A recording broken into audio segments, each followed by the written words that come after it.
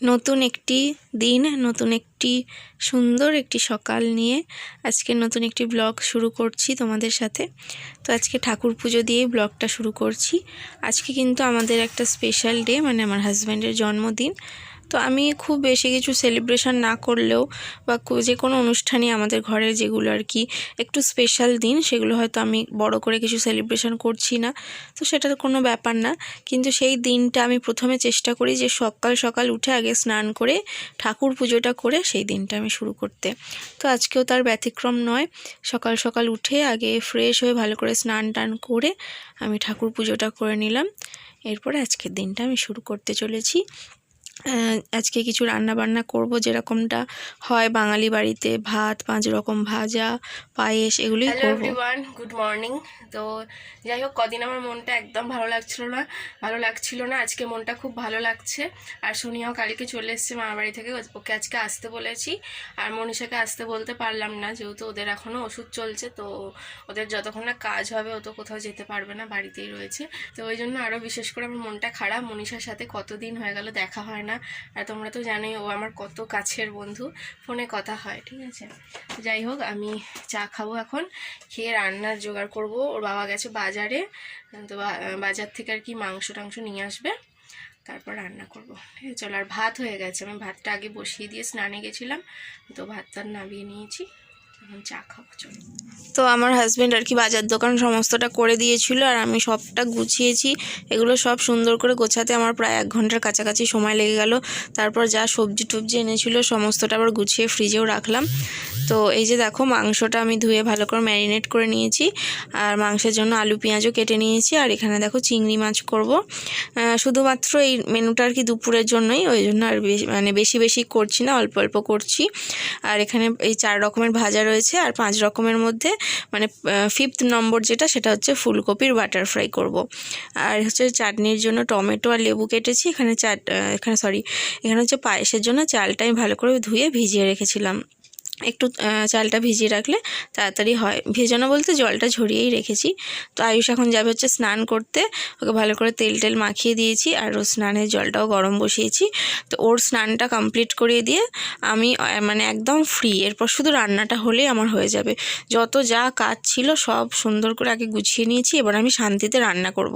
রান্নাটা হচ্ছে ধৈর্যের কাজ এবং সময় নিয়ে সেটা করতে হয়, সেটা কিন্তু তাড়াহুড়ো করে একদমই হয় না। যেই কারণে আমার যত আদার্স কাজ থাকে আমি সেইটা আগে করে নিই। তো রান্নার প্রথমে আমি একদিকে চাটনি করেছিলাম ননস্টিকের কড়াইতে, আর একদিকে পায়েসটা করে নিয়েছি। তারপর ওইগুলো সব নাবিয়ে আমি এখন ছাঁকা তেলে ভালো করে এই যে ফুলকপির বাটার ফ্রাই করব বললাম, এটা কর্নফ্লাওয়ার, আদা রসুনের পেস্ট এইসব দিয়ে আর কি গুলতে হয়, এর মধ্যে একদমই হলুদ দেওয়া যাবে না। তো এইটাই করছি। আর তারপরে ভাজাভুজিগুলো আগে ছাঁকা তেলে করে নেবো, পাঁপড় ভাজবো, তো সেগুলো করে নেওয়ার পর এখন আমি দেখো চিংড়ি মাছটা ভেজে নিচ্ছি। চিংড়ি মাছটা এই তেলে ভেজে তুলে নেবো, তারপর ওই দিকের কড়াইতে চিংড়ি মাছের মালাইকারিটা শুরু করে দেবো, আর এই দিকে আমি চিকেনটা করব। তো ওইদিকে দেখো আমার ওই চিংড়ি মাছের রান্নাটাও হয়ে গেছে, এখানে মাংসের আলুটা ভাজছিলাম, ভাজতে ভাজতেই হয়ে গেছে। তো এখন আমি মাংসটা করছি। দেখো আমার সব রান্না হয়ে গেল, বিশেষ কিছু অনেক কিছু আর কি রান্না করিনি, অল্পই রান্না করেছি, কিন্তু তাও একটু সময় লেগে গেছে, যেহেতু আমি একটু ধৈর্য ধরে আস্তে আস্তে রান্না করি যাতে রান্নাগুলো ভালো খেতে হয়, তো সেই কারণেই।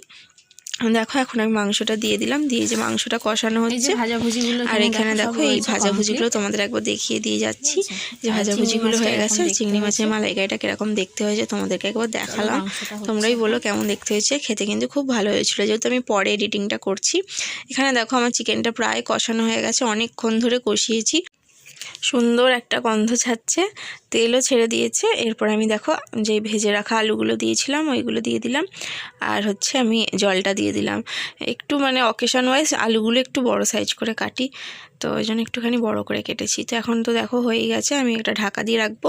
এটা হয়ে গেলে আমি ওপর থেকে কাঁচা লঙ্কা ধনেপাতা দিয়ে নামিয়ে নেবো। তো আমার হাজব্যান্ড হচ্ছে কাজ থেকে চলে এসছে, তো ওকে আমি খাবারটা এবার সুন্দর করে সাজিয়ে দিয়েছি। ওকে বলছিলাম যে স্নান করে ভালো জামা টামা পরে বসো, তো সে কিছুতেই রাজি হলো না, বললো যে না, আমি অন্যদিন যেভাবে খেতে বসি ওইভাবেই আজকে খেতে বসবো, যেই কারণে ওকে আর তোমাদের দেখাতে পারিনি। যাই হোক, আমি সাজিয়ে দিয়েছি সুন্দর করে, ও নিজে না সাজতে চাইলে কি হবে, আমি খাবারগুলো সুন্দর করে সাজিয়ে দিয়েছি। তো ভাত 5 রকম ভাজা দেখলে, আর এখানে চিংড়ি মাছটা এই যেরকমভাবে সাজিয়ে দিয়েছি। তো আমার ডেকোরেশনগুলো কীরকম হয়েছে জানিও। খুব বেশি কিছু সেরকম ফুল টুল দিয়ে বা এটা ওটা দিয়ে করিনি, যেহেতু ও নিজেই সেরকম কিছু করতে চাইছে না এই বছরটা। প্রত্যেক বছর না সমান যায় না সবার, তো এই কারণে ও করতে চাইছে না। তো যাই হোক, মাংসটা দেখলে, আর এখানে এই যে চাটনি পাঁপড়টাও দিয়েছি। এরপরে এই যে পায়েসটা দিয়েছি, এটা আমি খেজুরের গুড় দিয়ে করেছি, তো ওই জন্য একটু কালারটা দেখতেই পাচ্ছ লাল লাল হয়েছে।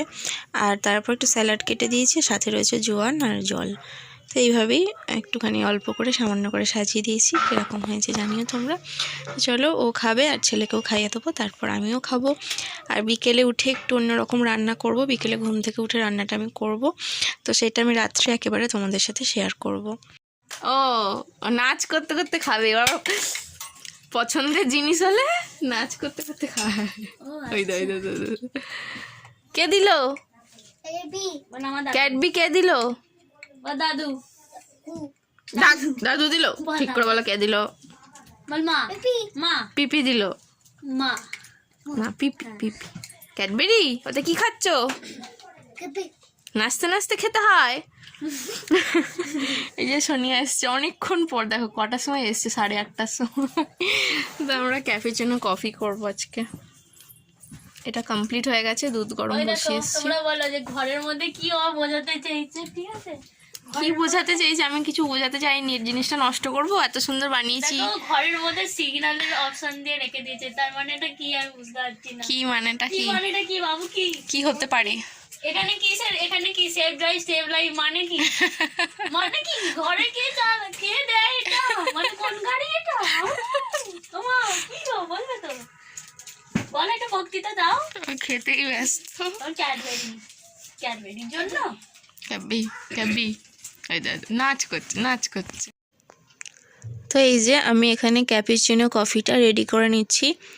তো আজকে ভেবেছিলাম সন্ধ্যাবেলা একটু কিছু পকোড়া টকোড়া করবো, কিন্তু আমার না শরীরটা একটু কেমন হচ্ছিলো, মানে সকালে একটু বেশি খেয়ে নিয়েছি, একটু গ্যাস হয়ে গিয়েছিলো, তো শরীরটা একটু কেমন হচ্ছিলো, মানে মাথা ফাথা মনে হচ্ছিলো ঘুরছিল। ওই জন্য না আমি কিছু করতে পারিনি, ওই জন্য বিস্কুট দিয়েই খাবো। আর এই দেখো না, বাটিটা পড়ে গেল।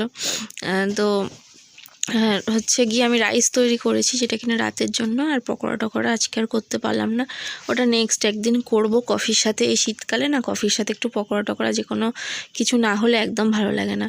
তো পরে একদিন নিশ্চয়ই করব, সেদিনকে তোমাদের সাথে শেয়ার করব। তো এই যে ক্রিমটা আগে আমি তৈরি করে নিয়েছি, এই ক্রিমটা তৈরি করতে বেশি সময় লাগে না, খুব সহজেই হয়ে যায়। অনেকেই হয়তো ভাবো এটা করতে অনেকটা সময় লাগবে, না অনেকটা সময় লাগে না। পরিমাণটা ঠিকঠাক নিলে ঠিকঠাকভাবেই হয় এবং তাড়াতাড়িও হয়ে যায়। তো আমি যেহেতু 3 কাপ করব, যেই কারণে ক্রিমটা গোলার সময় আমি 1 চামচ চিনি, 1 চামচ কফি আর 1 চামচ জল দিয়ে ভালো করে এটাকে ফেটিয়ে নিয়েছি। তো এরকম ক্রিম হয়ে গেছে। এইটা কিন্তু 1 চামচের বেশি তুমি যদি একটু জল দিয়ে দাও, তাহলে এই ক্রিমটা তৈরি হতে অনেকটা টাইম লেগে যাবে। তো জলের পরিমাণটা একটু বুঝে সুঝে দিলেই হবে। তো এই ক্রিমটা তৈরি করে নেওয়ার পর এই যে কফি তৈরি করেছি, একদম গরম গরম কফি, তার উপর ক্রিমটা দিয়ে দিচ্ছি। কফিটা কিন্তু একদম গরম গরম হতে হবে, নাহলে কিন্তু একদম টেস্ট পাওয়া যাবে না, তার উপরে এই শীতের কালে। আর এই ক্রিম ডেকোরেশন করতেও তো বেশ কিছুটা টাইম চলে যাচ্ছে, তাই না? তো ওই জন্য আমি দেখো কফিটা করি, এখন ক্রিমটা লাগিয়ে দিচ্ছি তাড়াতাড়ি করে। আর এর ওপরে একটুখানি ডেকোরেশন করব। যে চকলেট সিরাপ কিনতে পাওয়া যায়, তো 10 টাকার যে সিরাপটা, ওইটাই আমি কিনে রেখেছিলাম। তো ওইটা দিয়ে আমি ডেকোরেশন করব। তাছাড়া চকলেট ক্রিম দিয়েও ডেকোরেশন করা যায়। তাছাড়া ওপর দিয়ে চাইলে একটু কফি গুঁড়ো ছড়িয়ে ডেকোরেশন করতে পারো, বা ক্যাডবেরি একটু ডেয়ারি মিল্ক বা যে কোনো ক্যাডবেরি একটু গুঁড়ো করে ওপর দিয়ে ডেকোরেশন করে নিতে পারো, সেটাও খুব ইজি হয়। আর আমি চকলেট সিরাপ দিয়ে কিভাবে ডিজাইন করি সেটা আমি তোমাদের আজকে দেখাবো। অনেক দিন করিনি বলে আমি বেশ কয়েকটা ডিজাইন একটু ভুলে গেছিলাম, তো ওই জন্য সহজ দেখে যেটা মনে আছে ওটাই করলাম। বাকিগুলো মনে আছে, বাট হট করে তখন মাথায় আসছিল না, যেই কারণে আমি করতে পারলাম না। তো এই যে দেখো, আমি ডিজাইনটা ঠিক এইরকমভাবে করে দিলাম। দেখো বেশ সুন্দর একটা ডিজাইন হয়ে গেল। বাড়িতে কোনো অতিথি এলে, কোনো গেস্ট এলে এরকম করে খাইও, দেখবে তোমার প্রশংসা নিশ্চয়ই করবে। আর এইটা আমি যাদেরকেই খাওয়াই, তারা কিন্তু আমার ভীষণ প্রশংসা করে। মায়ের বাড়িতে গেলে মাও খেতে চায়, করে দিই। তারপর আমাদের 2 কাকা রয়েছে, মায়ের বাড়িতে ভাড়া থাকে। ওই কাকাগুলো খুব প্রশংসা করেছিল যখন প্রথমবার আমি খাইয়েছিলাম। তো এরকম মানে যাদেরকে এটা খাওয়াই, তারাই কিনা খুব প্রশংসা করে। তোমরাও এটা ট্রাই করো। রেসিপিতে তোমাদের সাথে শেয়ার করলাম। যদি মনে হয় যে না আমি রেসিপিটা ঠিকঠাক বলতে পারিনি বা তোমাদের বুঝতে অসুবিধা হয়েছে, তাহলে সেটা আমাকে কমেন্ট করে জানাতে পারো, ঠিক আছে? এই রেসিপিটা সবাই জানে, বাট সবাই একটু সময় লেগে যায় বলে একটু দেরি হয়। তো যেই কারণে আমি সহজ রেসিপিটা বলে দিলাম যে তোমাদের দেরি হবে না, তোমরা জলটা একটু অল্প দিয়ে গুলবে, দেখবে দেরি হবে না, খুব তাড়াতাড়ি হয়ে যাবে। দেখো আমার এটা এই যে রেডি, ঠিক আছে? তো চলো এরপর আমরা খাবো। তুই জানিস তো কি বলবি? ও বলছে আমি রিভিউ দেবো, তো তুই বলবি তো, আমি তোকে শিখে দেবো। এই কফিটা বৌদি বানিয়েছে, ঠিক আছে? আর আমাদের এখানে কোথাও কফি ক্যাফে নেই, জানো তো? এখানে কোথাও কফি ক্যাফে নেই। আছে একটা, চা আছে, ওয়াটার ফলস আছে, এগুলো। একটা ক্যাফে আছে, প্যাভিলিয়ন না কি নাম, ওখানে এরকম কফি পাওয়া যায় না। ওটা আমি অবশ্য কোনোদিন যাইনি। পিৎজা পাওয়া যায়, পিৎজা পাওয়া যায়, তারপরে আচ্ছা অন্যান্য জিনিস পাওয়া যায়, কিন্তু এই কফিটা আমার ফেভারিট। আর এটা হচ্ছে কোল্ড কফি, এখানে কোথাও পাওয়া যায় না আমাদের। কোল্ড কফিটা তাহলে গরমকালে খাওয়াবো। গরমকালে, ঠিক। ফ্রিজ আছে না? ফ্রিজ আছে, কোনো চিন্তা নেই।